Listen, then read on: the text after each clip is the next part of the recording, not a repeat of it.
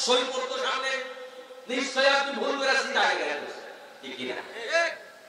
মুসলমান ভাইরা, এটা আমি বললাম।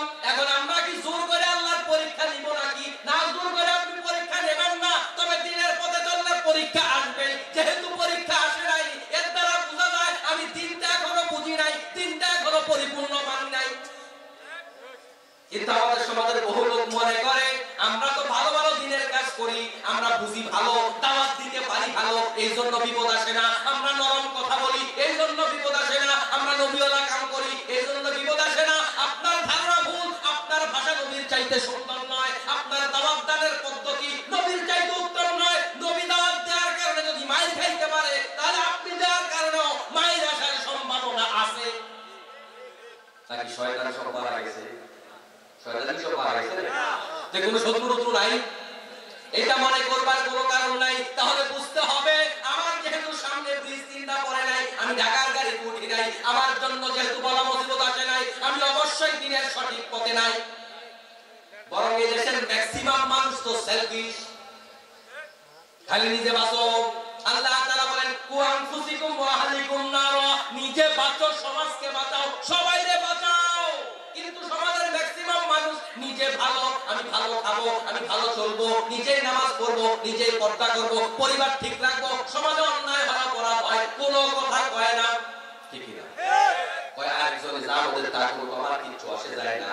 অথচ আল্লাহর নবী সাল্লাল্লাহু আলাইহি ওয়াসাল্লাম বলেন মান রাআ মিনকুম মুনকারান ফালইউগাইয়িরহু বিয়াদি, অন্যায় দেখলে হাত দিয়ে বাধা দাও। ফামান লাম ইস্তাতি ফাবিলিসানি, যদি হাত দ্বারা বাধা দেওয়ার ক্ষমতা না থাকে তাহলে তুমি মুখ দিয়ে বাধা দাও। ফামান লাম ইস্তাতি ফাবিকলবিহি, যদি মুখ দিয়ে বাধা দেওয়ার ক্ষমতা না থাকে তাহলে অন্তর দিয়ে পরিকল্পনা করো যেন এটা ভবিষ্যতে বাধা দেয়।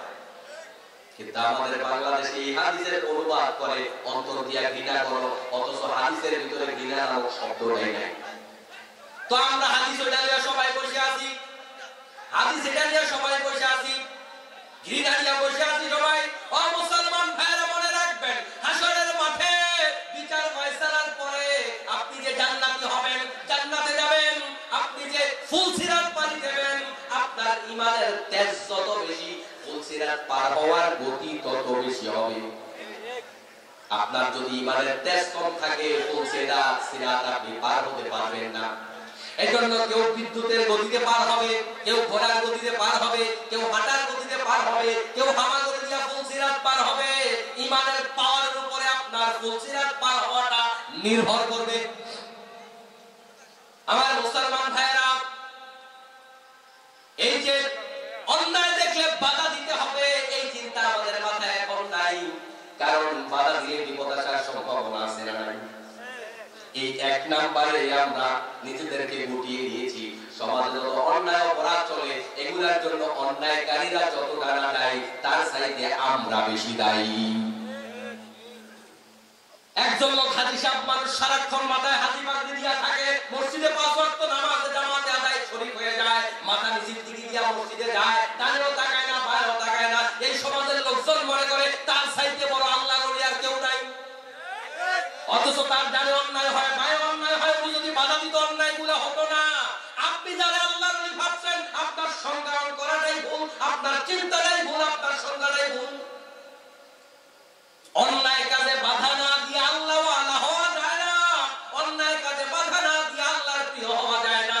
এজন্য প্রত্যেকটা নবীর মিশন ছিল দুইটা, তা'মুরুনা বিল মা'রুফি ওয়া তানহাউনা আনিল মুনকার। সৎ কাজে আদেশ করো, অসৎ কাজে বাধা দাও। এই আয়াতটাই হলো মূল কথা। এই আয়াতের মধ্যে আল্লাহ তাআলা আমাদেরকে যে দুইটা কথা বলেছেন, আসলে আমরা একটা ধরছি, একটা ধরি নাই। এজন্য দিনের হাজার কাজ করি, আমাদের কোনো বাধা নাই। সৎ কাজে আদেশের কাজটা মোটামুটি করলেও অন্যায় কাজে বাধা আমরা দিতে কেউ রাজি না। আমার মুসলমান ভাইরা, এখানে বিদ্যুৎ চালিত যে যন্ত্রপাতিগুলো চলছে আমাদের চোখের সামনে, এই বিদ্যুৎ দিয়া গভর্নমেন্ট রেল চলে, এই বিদ্যুৎ দিয়া বড় বড় যন্ত্রপাতি চলে। কিন্তু এই বিদ্যুতের দুইটা দিক আছে না নাই? একটা পজিটিভ, একটা নেগেটিভ। আমার ভাইরা, দুইটা তার মিলা যদি 100 কেভি হয় সাপ্লাই, এখন একটা তার যদি আপনি খুলে ফেলেন, আরেকটা তার দিয়ে কি 50 কেভি সাপ্লাই হবে? 10 কেভি 1 কেভি সোজা বাংলা হিসাব। আপনি একটা ব্যাটারি দেখেন, দুই পাশ থেকে জয়েন্টটা টানেন, পজিটিভ এবং নেগেটিভ, তারপরে আপনি এটার রেজাল্ট পাবেন। এটা একসাথে লাগলে দেখবেন অনেক বড় বিস্ফোরণ ঘটাবে। এটা দিয়ে অনেক কিছু চালানো সম্ভব, কিন্তু এক পাশ যতই শক্তিশালী হোক কিচ্ছু হবে না। আল্লাহ তাআলা আপনাকে আদেশ করেছে দুইটা, যুগে যুগে সন্ত রাসূলকে আদেশ করেছে দুইটা, কাজ দিয়েছে দুইটা, যুগে যুগে ওলিয়া উলিয়ারা কাজ করেছে দুইটা, শাহজালাল শাহপুরান বাংলাদেশে এসে কাজ করেছে দুইটা। আমরা শুধুমাত্র তা'মুরুনা বিল মা'রুফ, মানুষকে কেবল নেক কাজের কথা বলো, ভালো কাজের কথা বলো, এটা গ্রহণ করেছি। চোখের সামনে অন্যায় হয় আমরা বাধা দেই না, হত্যা হয় আমরা বাধা দেই না, দর্শন হয় আমরা বাধা দেই না, চাঁদাবাজি হয় আমরা বাধা দেই না, লুটতরাজ হয় আমরা বাধা দেই না। এগুলো আমার দায়িত্বের মধ্যে আছে মনে করি না। আপনি ইসলাম অর্ধেক মানলেন না, এজন্যই তো আপনার বাধা আসে না। আপনি যে বলেন আমিও তো দিনের কাজ করি, বাধা আসে না কেন? এই কারণেই তো বাধা আসে না। আমার মুসলমান ভাইয়েরা, 1000 শকুন, একটা জিন্দা মানুষ, শকুনগুলা কি তার কাছে আসবে?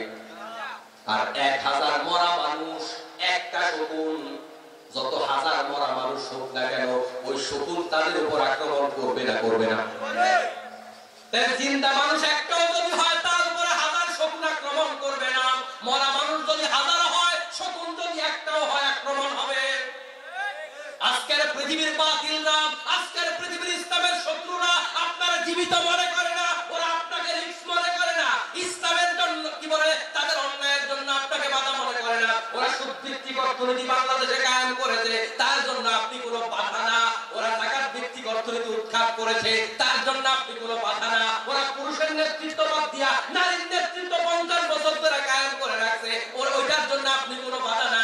ওরা আলেম ওলামার 12টা বাজায়, আপনি কিচ্ছু বলেন না, ওদের কাজের জন্য আপনি বাধা না। ওরা মাদ্রাসা থেকে ইসলামটাকে ধুইয়া মুইসা একেবারে সাফ করে ফেলেছে, আপনি তাদের কাজের জন্য বাধা না। তো ওরা আপনারা বিরিয়ানি খাওয়াবে না, কি হবে?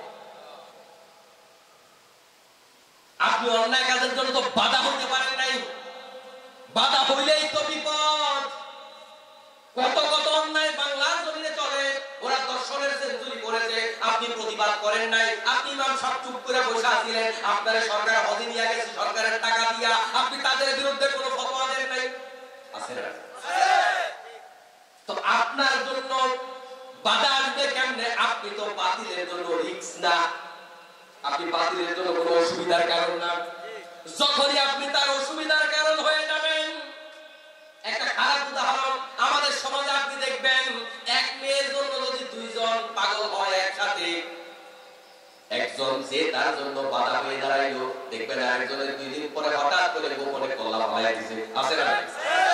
তার মানে আমার রাস্তায় বাধা যেটা, সেটা আমি সরায়া দেব। এজন্য বাংলার জমিন থেকে এমন কিছু আল্লাহওয়ালা, যারা দুর্নীতিমুক্ত, এমন কিছু সংসদ সদস্য, এমন কিছু জাতির শ্রেষ্ঠ সন্তান, এমন কিছু আলেমদেরকে বাংলার জমিন থেকে বিদায় করেছে, যারা মনে করেছিল তারা বেঁচে থাকলে এই বাংলার জমিনে চোরের বিরুদ্ধে আইন কায়েম হবে, আমাদের মতো এমপি মন্ত্রীদের হাত কাটা যাবে। ওই সমস্ত বড় বড় আল্লাহওয়ালা জাতির শ্রেষ্ঠ সন্তানদেরকে ফাঁসি দিয়ে বাংলার জমিন থেকে বিদায় করেছে।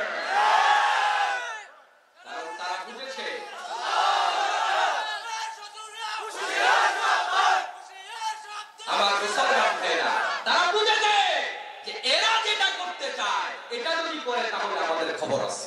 কথা বুঝতে পেরেছে? আমার মুসলমান ভাইরা, আবু জাহেল জানতো আল্লাহর নবী যে আসল নবী। আবু লাহাব, উতবা সাহেবা, মক্কার কাফেররা যারা আল্লাহর নবীকে সারা দিন রাজনৈতিক বক্তব্য দিয়ে গালিগালাজ করত, ওরা সারা রাত ধরে আল্লাহর নবীর তেলাওয়াত শুনতো। আপনি কি মনে করেন ওরা কি জানে না আমাদের নবী যে আল্লাহর নবী, আমাদের নবী যে সঠিক নবী, তারা কি জানে না? জানে, কিন্তু মানে না কেন? মানে না তাদের স্বার্থের কারণে। স্বার্থের কারণে মানে না। আপনি কি মনে করেন এই যে বর্তমান বাংলাদেশের বিভিন্ন রাজনৈতিক দলগুলো আছে, সবাই মুসলমান, এখানে কোন দলের প্রধান হিন্দু নাই, সব দলের প্রধান মুসলমান, সেকেন্ড পারসন মুসলমান, থার্ড পারসন মুসলমান। এদেশের সব বিচারপতিরা দেখেন আপনি, একজন ছাড়া সবাই মুসলমান ছিল। এদেশের সব রাষ্ট্রপতি আপনি খোঁজেন, সব মুসলমান। এদেশের প্রধানমন্ত্রী খোঁজেন, সব মুসলমান। সেনা প্রধান খোঁজেন, সব ঘরে মুসলমান। কিন্তু আপনি তাদের সামনে শুধু বইলা দেখেন, সৃষ্টি যার আইন চলবে তার, দেখবেন সবাই খেপে গেছে। কি? আমি তো আমার আল্লাহর কথা বলি নাই, আমি যে আল্লাহর কথা বলেছি ওটা তো আপনারও আল্লাহ। আমি যে নবীর আদর্শের কথা বলেছি ওটা তো আপনারও নবী। আপনি খেপলেন কেন? আপনিও তো দাঁড়ায় কিয়াম করে নবীকে সালাম দেন। এখন নবীর কথা বলাতে আপনি খেপলেন কেন? তারাও আল্লাহর বিধান যে এটা জানে, আল্লাহর বিধান যে এটা মানে, কিন্তু সমাজে বাস্তবায়ন করতে দেয় না। কারণ হলো যেই পরিমাণ দুর্নীতি করছি, হুজুররা এখন যেই ওয়াজের মাধ্যমে মানুষকে যেভাবে সচেতন করা শুরু করেছে, জনগণকে সাথে নিয়ে যদি বাংলাদেশের এই আইন পরিবর্তন করে দেয়, চোর ধরে জেলখানায় নয়, বরং চোর ধরে ধরে হাত কেটে দাও, আস-সারিকু ওয়াস-সারিকাতু ফাকতাউ আইদিয়াহুমা, এটা যদি কোনোভাবে হুজুররা মোল্লারা বাংলার জমিনে বাস্তবায়ন করতে পারে, তাহলে আমাদের হাত থাকবে না। এজন্যই জেনে বুঝে বাংলাদেশের মুসলমান নামদারি মুনাফিকরা আল্লাহর আইনের বিরোধিতা করে। কিন্তু আপনি তো এই ওয়াজ করতেও রাজি না, শুনতেও রাজি না। আপনি খালি সকাল থেকে সন্ধ্যা পর্যন্ত কখন সুবহানাল্লাহ বললে সওয়াব, কখন আলহামদুলিল্লাহ বললে সওয়াব, কখন আল্লাহু আকবার বললে সওয়াব। মসজিদে ঢোকার আদব কোনটা, বের হওয়ার আদব কোনটা, হজ করার আদব কোনটা, যাকাত দেওয়ার আদব কোনটা, আপনি আদব কায়দা নিয়ে পড়ে আছেন। আল্লাহর নবী যদি খালি আদব কায়দা নিয়ে পড়ে থাকতো, তাহলে আবু জাহেল কইতো, বাতিজা মুহাম্মদ কয় ট্রাক টাইলস লাগবে সব দিয়ে আমি দিব, তুমি ইমামতি করো। এবং আল্লাহর নবীর কাছে প্রস্তাব কিন্তু গেছেও, প্রস্তাব দেয়নি এমন না। বিভিন্ন সময় হ্যাচিং হয়েছে, বাড়াবাড়ি হয়েছে, ঝগড়া হয়েছে, আল্লাহর নবীর উপর অত্যাচার হয়েছে, নির্যাতন হয়েছে, বিভিন্ন সময় বিভিন্ন ভাবে প্রস্তাবনা দিয়েছে। বাড়িতে গিয়ে একটু সূরা কাফিরুনের সামনে দুটো পড়ে দেখেন, আল্লাহর নবীর কাছে প্রস্তাব দিল, ও মুহাম্মদ অনেক তো বাড়াবাড়ি হলো, এবার আসো আমরা একটু এক হয়ে যাই। তুমি ফেব্রুয়ারি মাসে আমাদের পূজা করো, আমরা মার্চ মাসে তোমাদের রোজা রাখবো। এপ্রিল মাসে তুমি কোরবানি দাও, আমাদের সাথে পূজা করো, তারপরে মে মাসে গিয়ে আমরা কোরবানি দিব, অসুবিধা নেই। আল্লাহর নবীর কাছে প্রস্তাব দিল, তুমি আমাদের তামান আমরা তোমাদের তামানি, সমান সমান, আমাদের মধ্যে আর বাড়াবাড়ি নেই, ঝগড়াঝাটি নেই। আল্লাহর নবী সাল্লাল্লাহু আলাইহি ওয়াসাল্লাম তাদের এই প্রস্তাবগুলো গ্রহণ করলেন না। লাকুম দীনুকুম ওয়ালিয়া দীন, তোমাদের তালুয়া তোমরা থাকো, আমার তালুয়া আমি আছি। এই যে প্রস্তাবটা নবীর কাছে দিল, এর দ্বারা বোঝা যায় নামাজ নিয়ে তাদের কোনো অ্যালার্জি নাই, রোজা নিয়ে অ্যালার্জি নাই, হজ তো তারা নিজেরাই করতো। আবু জাহেল তো নিজেই একজন হাজী সাহেব, কথা বুঝলেন? আবু জাহেল কি হজ করে না? করছে তো, কাপড় খুলে করছে তো। আমার মুসলমান ভাইরা, তাহলে যুগে যুগে কাফের বেঈমানদের সাথে যে দ্বন্দ্বটা নবীদের ছিল, আমাদের নবীর সাথে আবু জাহেলের যে দ্বন্দ্ব ছিল, দ্বন্দ্বটা কিসের দ্বন্দ্ব ছিল? নামাজের দ্বন্দ্ব ছিল, রোজার দ্বন্দ্ব ছিল, হজ যাকাতের দ্বন্দ্ব না, এগুলা তো তারা রাজি ছিল। আপনি বাড়ি গিয়ে সূরা কাফিরুন পড়ে দেখেন, তারা তো এগুলা করতে রাজি হইছে, প্রস্তাবও দিয়েছে যে আমরা তোমাদেরটা মানে তুমিও আমাদেরটা মানো। তাহলে ঝগড়া হইলো কেন? এত যুদ্ধ হইলো কেন? এটার জন্য আমি প্রায় মাহফিলে একটা ঘটনা বলি। আমাদের বাংলাদেশের মানুষের চিন্তা করা এই ঘটনার মধ্যে রয়েছে, ইসলামের বুঝ, সঠিক চিন্তা এই ঘটনার ভিতরে রয়েছে। আবু জাহেলের একেবারে কাছের মানুষ আখনাস ইবনে সুরাই আবু জাহেলকে কয়, নেতাজি মুহাম্মদের ব্যাপারে আপনার কি ধারণা, আপনি কি ধারণা পোষণ করেন? আখনাস ইবনে সুরাই প্রথমে তাকে অস্বীকৃতি জানালো কথা বলতে, পরবর্তীতে যখন বলল আমি আর আপনি ছাড়া কেউ নাই বলেন, তখন আখনাস ইবনে সুরাইকে আবু জাহেল বলল, আমার ভাতিজা মুহাম্মদের এই চমৎকার চরিত্র, সে যে আল্লাহর নবী এতে কোনো সন্দেহ নাই। সুবহানাল্লাহ বলতে আবু জাহেল। তো আবু জাহেলকে সে বলল, নেতাজি আমি তো আগেই জানি, তবে আপনার দরে কই না, আপনি এখন তাহলে চলেন আমরা দুইজন মিলে ইসলাম কবুল করি, মুহাম্মদকে নেতা মানি। আবু জাহেল অস্বীকার করলো, এটা সম্ভব না। কেন সম্ভব না? আপনি তো মানেন, আপনি তো জানেন, তারপরেও কেন ইসলাম কবুল করবেন না? আবু জাহেল কয়, আখনাস ইবনে সুরাইক শোনো, আমি ইসলাম কবুল না করার পেছনে কারণ হলো এটা। আচ্ছা তুমি বলো দেখি, এখন যদি মুহাম্মদকে আমি নেতা মানি, এই চেয়ারের মালিক কে? আমি তো এখন হবে কর্মী, মুহাম্মদ হবে নেতা সাল্লাল্লাহু আলাইহি ওয়াসাল্লাম। আবু জাহেল কয়, এটাই তো বড় সমস্যা। ও মুসলমান ভাইরা শুনেন, এই বর্তমান বাংলাদেশে আমাদের মাঝে সমস্যা এটা, আর কোন সমস্যা না। নামাজ, রোজা, হজ, যাকাত, তাসবিহ, তাহলিল, দান, সাদাকা, সুন্নাত, মুস্তাহাব নিয়ে আওয়ামী লীগ, বিএনপি, জাতীয় পার্টি, জাসদ, ভাজক, জামাত ইসলামী, ডানপন্থী, তাবলীগ, পাবলিক, কারোর কোনো ঝগড়া নাই। ঝগড়া একটা, আমরা যারা বলতে চাই ইসলাম